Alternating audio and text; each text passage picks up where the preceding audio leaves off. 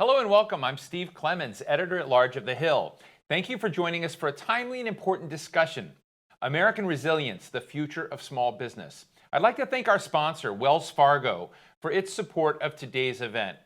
Small businesses, some prefer to call them young businesses and ventures and rising businesses, or small businesses that will be big, are fundamental to the idea of this nation and essential to the financial health of America. In these trying times, as customers stay home and small business owners attempt to scramble and stay afloat, lifelines have been offered, but are they doing the job? The $660 billion Paycheck Protection Program, PPP, to help small firms retain workers and remain viable, has supported many owners, founders, and employees, but the results have been wobbly and uneven. And let me just say today, we have today the fact that America's economy contracted by 33%, 22% of small businesses in America have shut their doors since the beginning of this crisis. As Congress prepares another stimulus package with additional help for struggling small businesses, we're going to take stock and examine if these efforts are adequate in reaching those that really need the aid, particularly minority-owned businesses that are often overlooked and left on the sidelines. After these programs end, what additional stimulus initiatives will be needed to keep firms healthy and ready to reopen fully on the other side of the pandemic? We've got a fantastic lineup of speakers, key policymakers with small business experience, advocates, and small business owners themselves, some really, really cool ones. Before we get underway, a few housekeeping notes. You can tweet us at The Hill Events using the hashtag #TheHill. We are broadcasting live and will be taking your questions throughout the program. As with any live stream, you could experience occasional trouble with the video. Refreshing the page should, in most cases, fix the problem. Excuse me if I laugh a little bit about that.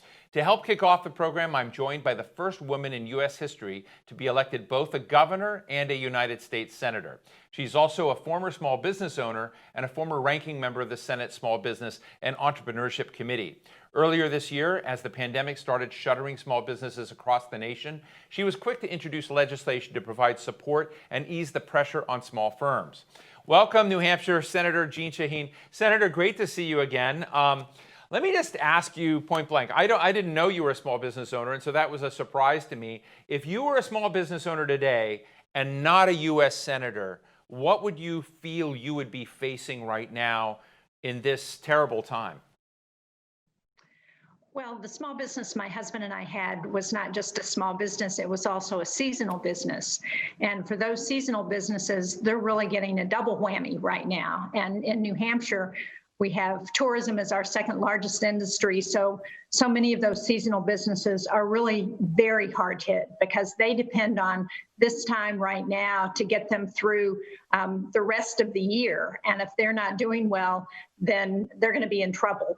Not just right now, but in the future. So what most small businesses want and what I would have wanted was some way to ensure that I was helped and I could keep my employees on, not just right now, but also for the long term. And the PPP program that we set up, I think has done, despite some of the glitches, has done a good job. In New Hampshire, we've got over 23,000 businesses that have benefited to the tune of about $2.5 billion. They've kept about 200,000 people employed. So it's been helpful, but for many of them, they are now running out of those dollars if they applied early to the program, and particularly if they're in the hospitality industry. Restaurants have been particularly hard hit because they were the first to close down and they're the last to open. And so many of those businesses are running out of that first round of loans, and they're looking for additional help to get through this next period, so a sort of a bridge loan. But for many of them, they're also thinking about long-term and how can they keep going long-term. And certainly those are concerns that I would have had if my husband and I still had our business. Well, Senator, you were influential in getting the expiration of PPP, as I understand it, extended to August 8th. Now, as I look at my calendar, August 8th is around the corner.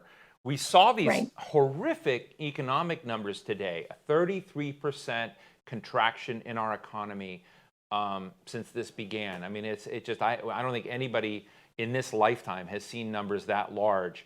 And so we've got horrific side there. PPP is trying to keep those that are still alive. And when you look at the number of small businesses that have already shuttered, it's 22%. That's more than a fifth of all small business in America. So I guess my question to you is, what has to happen after that August 8th date? Is that now a ridiculous date? Well, we need action. We need action in Congress, and it's unfortunate that we're sitting here at the end of July when we got a package of legislation from the House, the HEROES Act, back in May, and Mitch McConnell didn't even take up the effort to get another package out of the Senate until last week. So it's been way too long. We've got too many people who need help, and the small business community is at the top of that list. So what we need action now. We need to work together. We need to stop with these competing bills, a Republican bill, a Democratic bill, and we need to sit down at the table. We need to negotiate, and we need to provide the help that small businesses need to stay alive. So that means looking at that August 8th date so that those businesses who may not have gotten a first round loan can get that. And we need a second round so that we can help those businesses that still need help. Now, I know that you are one of the senators on the Democratic side who actually talk and spend time with some of your GOP colleagues. As I read the situation, a lot of people are saying, hey, the fight's not as much between the Democrats and Republicans right now. It's between Republicans and their White House. Is that how you read it? What are you hearing from your GOP colleagues? And does that create an opportunity at all for the Democrats and Republicans in the Senate to come together and do something, because they're both frustrated with the White House? Well, what I am hearing is that there are differences of opinion on the Republican side with what the Republican caucus will agree to, and differences between them and the White House. I would hope this is an opportunity for us to sit down together and come up with the help that people really are anxious for. And, Steve, we didn't talk about, because I think people watching this know why small businesses are so important, but they, particularly in my state of New Hampshire, they are the foundation of our economy. 2 out of every 3 jobs that are created by small businesses. They produce 16 times more patents than large businesses. In New Hampshire, they employ over 50% of our workforce.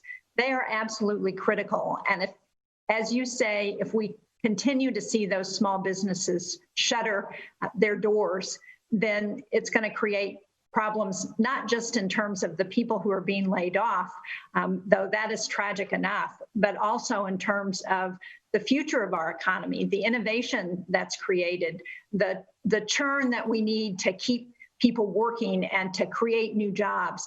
All of that is going to be lost if we don't rescue our small businesses. One of the interesting things I'm getting to do in this COVID time is I've been doing a daily coronavirus report. And recently I interviewed the comedian Joel McHale. And Joel McHale and a man named Ryan Sarver, who's been an entrepreneur, have been helping something called Frontline Foods, and also working with Jose Andres. But their focus is, they said, restaurants are going through a traumatic seizure. And it's workers, it's the owners, it's everyone in the kind of the food chain, and trying to, connect, dollars that come in to support it to meals and connecting it to frontline workers. I know that sounds like it's on the sidelines of stuff, but that's what people are doing beyond government. But you could feel in Joel McHale, this incredible concern for that entire industry. Is that the scene in New Hampshire? And are you seeing philanthropists and others step up along with the government in the PPP side? Well, that is a concern in New Hampshire, and I think across the country. And we're seeing an effort to partner, though the kind of dollars that are going to be needed, I think, are not going to come directly from the private sector. A partnership between the government or the public sector and the private sector, I think, will help this situation. But as they point out to you, it's not just those restaurants and their employees, it's also the farmers who are producing the food, what's happening with the entire food chain. It's also about those landlords or the companies that have the mortgages, if they own their own buildings, and what happens there. And so there is a whole ripple effect to what's going on. It's not just that business and their direct employees, it's what happens to all the ancillary efforts that are part of that business. So let's wave a wand for a minute. I've been reading about your trip to Big Dave's Bagels. It sounds like a great place. And it is, for yeah, sure. I'd love to hear, how Big Dave, if there is a Big Dave, sort of sees the scene. And, to partially, the PPP program is working with the Small Business Administration, working with the banking sector and financial institutions, and I'm just interested from a Big Dave's Bagel perspective, how can that really help them more? What can be smoother and better than we've, done thus far with PPP?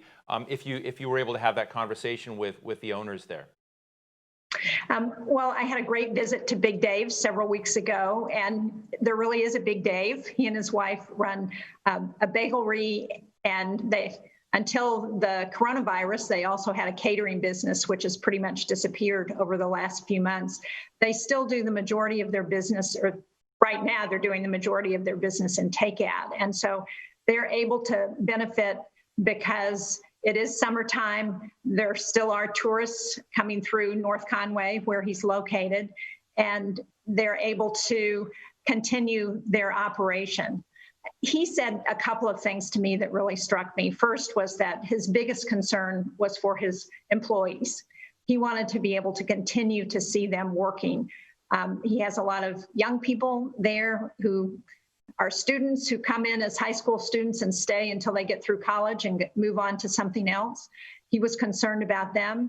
And he was also concerned about what he's seen from some people in terms of how nice they are to each other.